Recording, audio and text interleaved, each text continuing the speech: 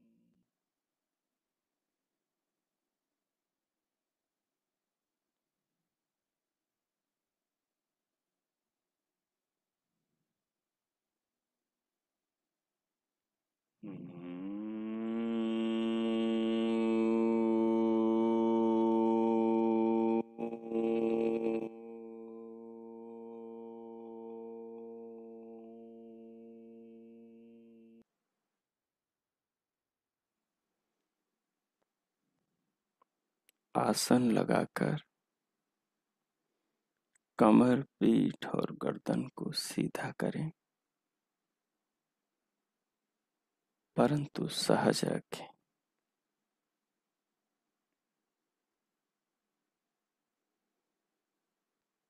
हथेलियों को गोद में और नेत्रों को बंद रखें। पूरे शरीर को अनुभव करें। संपूर्ण स्थूल शरीर को, अन्नमय कोश को महसूस करें।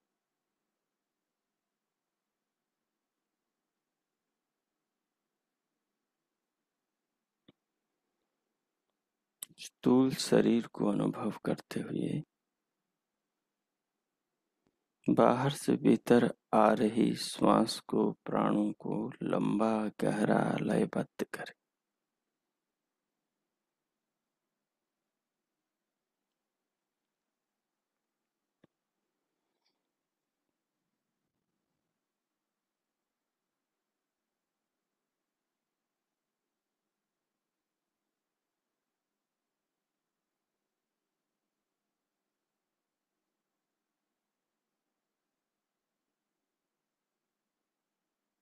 धीरे धीरे भीतर लें। अनुभव करते हुए लें। मन को दोनों नथुनों में फैला दें, अंदर फुसफुसों तक, फेफड़ों तक फैला दें। बाहर से आने वाली वायु को भीतर फेफड़ों तक जाती हुई अनुभव करें।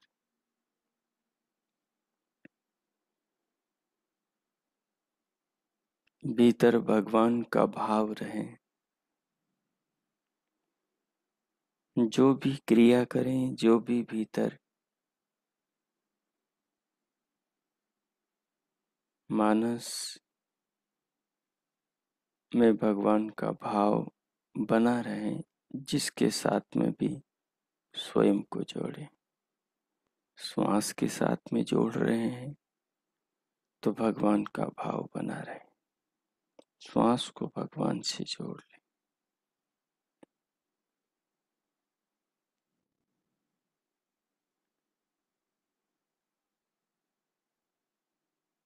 घ्राण इंद्रिय को, नासिका को अनुभव कर रहे हैं तो उसे भगवान से जोड़ सकते हैं। फुसफुसों को, फेफड़ों को अनुभव कर रहे हैं तो उन्हें भगवान से जोड़ सकते हैं।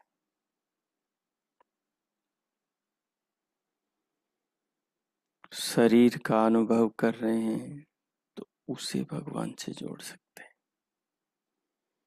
जो जो भी आपकी अनुभूति में आता जाएगा उसे भगवान से जोड़ते जाएं।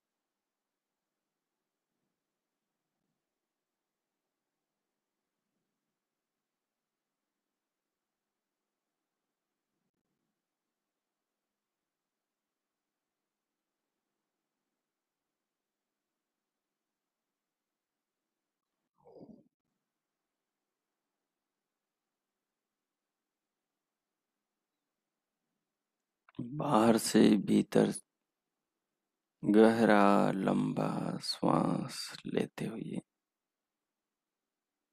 उसे अनुभव करें।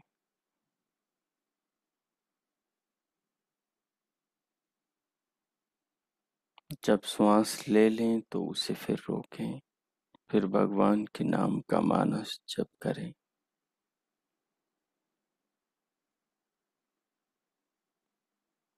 जब प्रश्वास को छोड़ने का मन करें तो धीरे धीरे प्रश्वास को छोड़ें और फिर से भर लें। फिर से मानस जप करें। जप करते हुए दिव्य नाद को सुने और दिव्य प्रकाश को देखें। इन्हें सुनते और देखते हुए मानस जप करें और पूरे शरीर को अनुभव करें और साथ ही साथ भगवान का मानस चिंतन करें। मन ही मन में इन चीजों को अनुभव करते हुए इनको ईश्वर से जोड़कर इनके सदुपयोग का संकल्प, इनके सदुपयोग की भावना अपने भीतर बनाएं। 5 मिनट इस प्रयोग को आप करें। ओम कीजिए।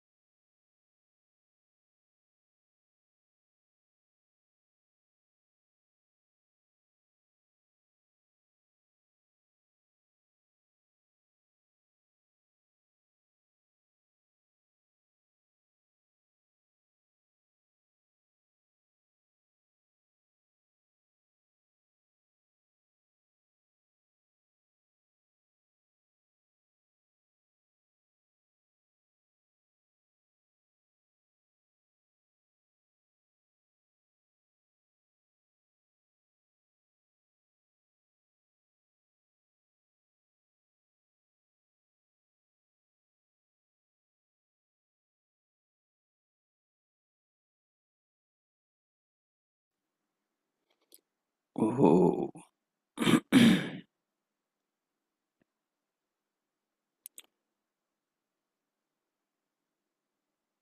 श्वास प्रश्वास को, दिव्यनाथ को, दिव्य प्रकाश को देखते, सुनते, अनुभव करते हुए पूरे शरीर को अनुभव करते हुए हमारा जो स्थूल शरीर अन्नमय कोश है, ये हमारे समस्त शारीरिक कर्मों का और वाचनिक कर्मों का आधार है। और यही कुछ मानसिक कर्मों का भी आधार है।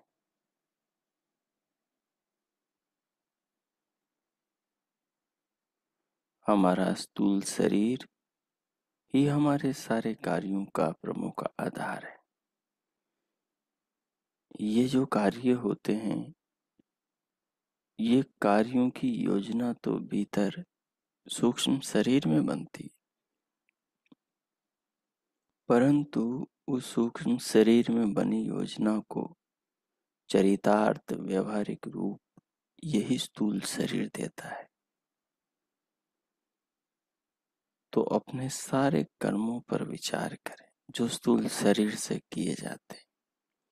उन कर्मों को यदि हम भगवान से जोड़ेंगे तो फिर उन कर्मों के करने में हमारी मनोस्थिति में क्या बदलाव आएगा, इसे एक परिकल्पना करके स्वयं ध्यान में बैठे बैठे करके देखें।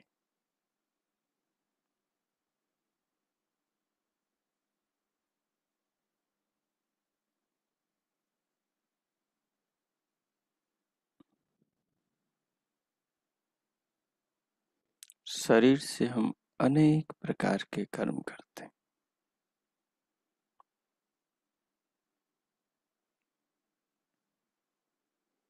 उन अनेक प्रकार के किए जाने वाले कर्मों में यदि ईश्वर की भावना को जोड़ दिया जाए तो फिर वो कर्म कैसे होंगे।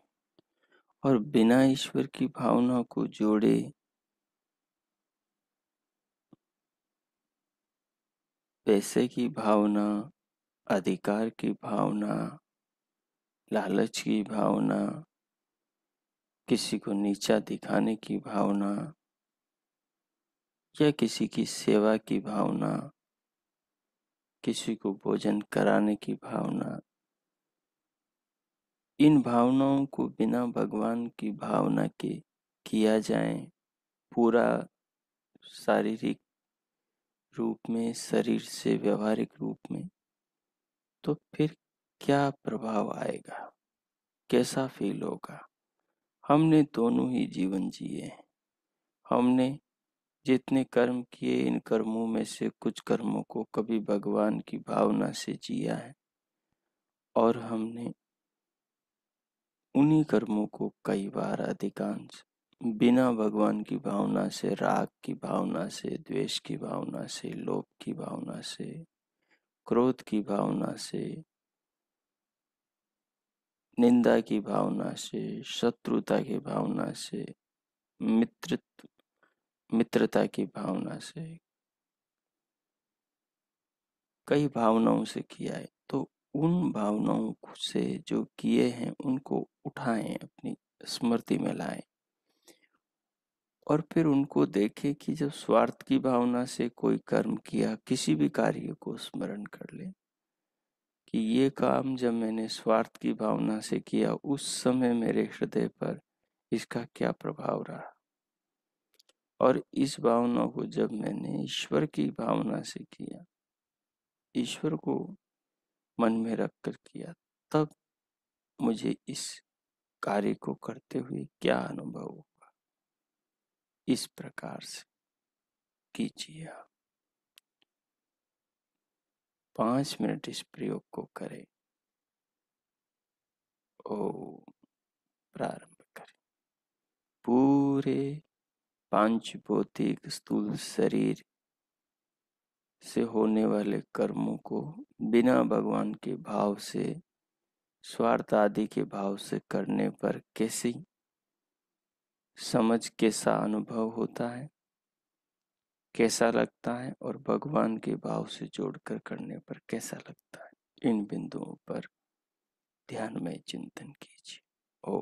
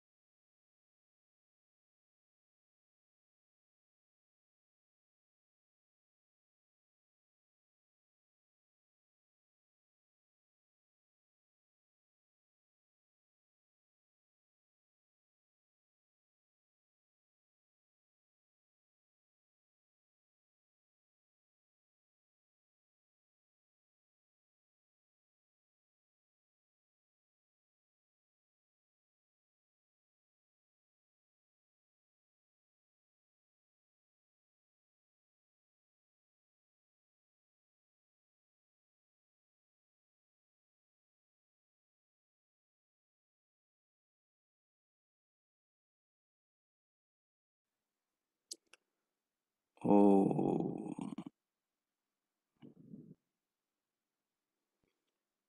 अब आप 5 मिनट इस चिंतन को और बढ़ाएं।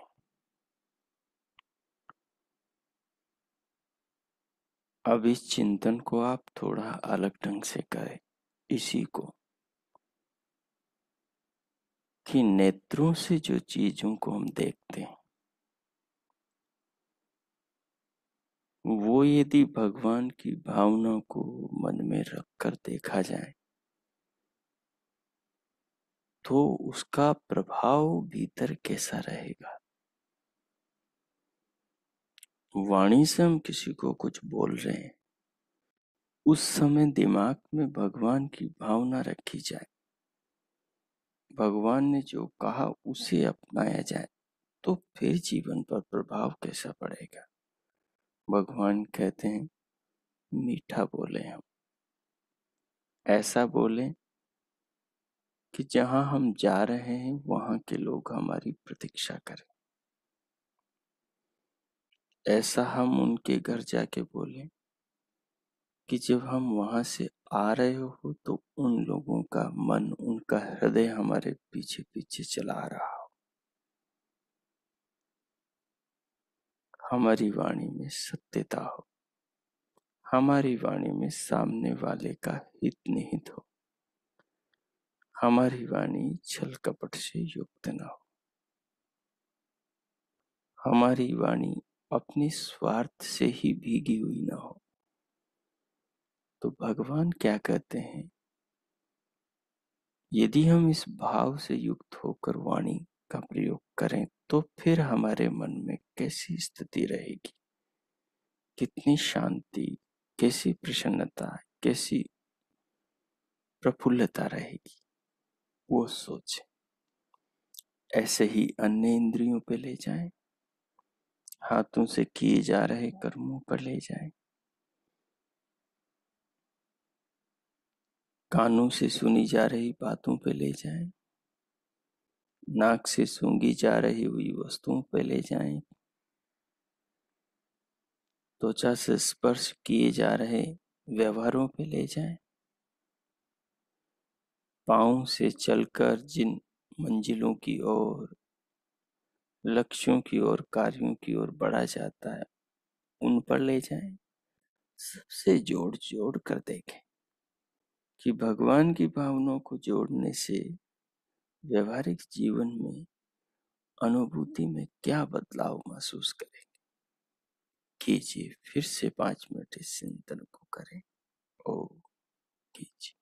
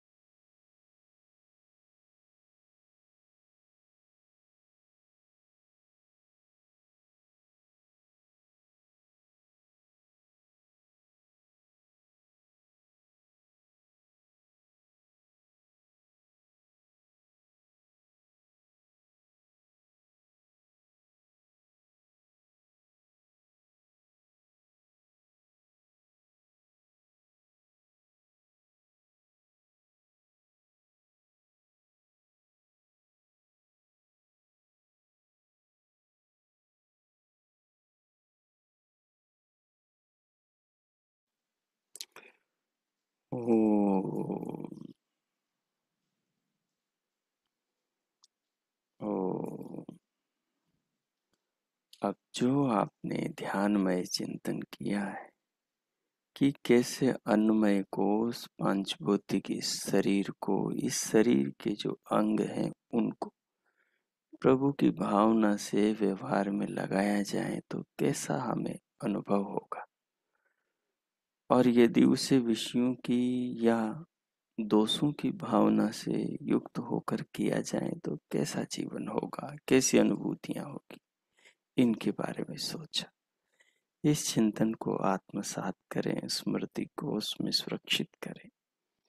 अब प्रभु का धन्यवाद करते हुए,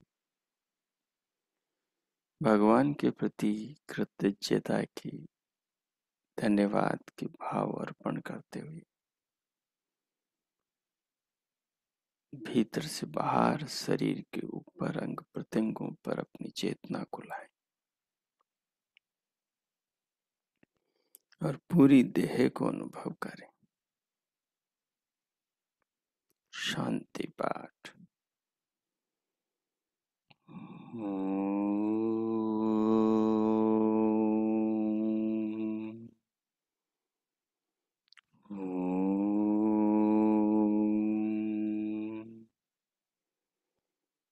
ओम शांति शांति शांति।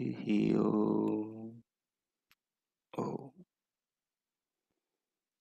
आज का आप सबका दिन शुभ हो, मंगलमय हो। प्रभु से सबके लिए बहुत बहुत शुभकामनाएं। अब दोनों हथेलियों का परस्पर घर्षण करें और उष्ण हथेलियों से पूरे मुखमंडल का स्पर्श करते हुए भीतर से बाहर पलकें खोलते हुए उंगलियों के मध्य से बाहर आ जाए। ओम।